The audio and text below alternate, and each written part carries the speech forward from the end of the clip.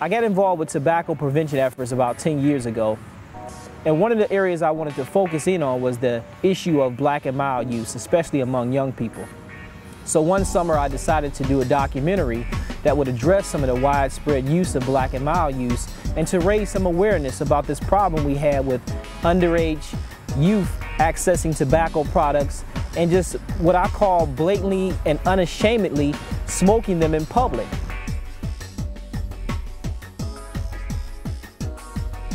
So I saw that this was a serious problem, and it wasn't like it was alarming our community. So what I decided to do was to bring some awareness to this problem, to say, hey, what can we do about this? And since then, I've just been fighting the black and mild epidemic, as I call it.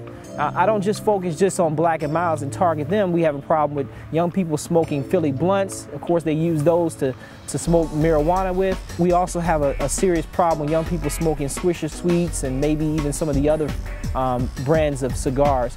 The cigar use among our youth has gone up increasingly since the mid-90s, and what we need is an effort that would actually reduce the problem we have with young people getting involved with smoking. One of the key reasons why young people smoke is observation and influence. Now what I mean by that is that they see others smoking.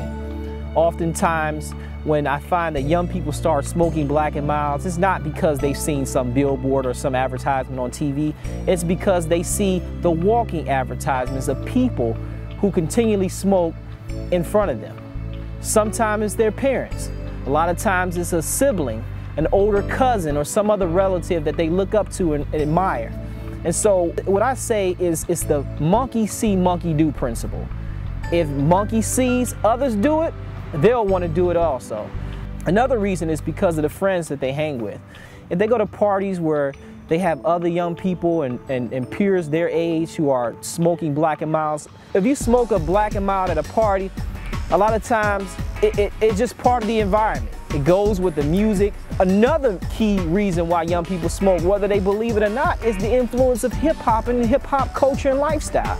A lot of the rappers parade around with cigars. Cigars were considered a status symbol. A lot of rappers who prided themselves on being successful, they always bragged about what they had accomplished and material wealth that they had seemed to amass. They celebrated a lot of times by smoking cigars. It was common to see guys like Puffy and maybe Snoop Dogg, Master P.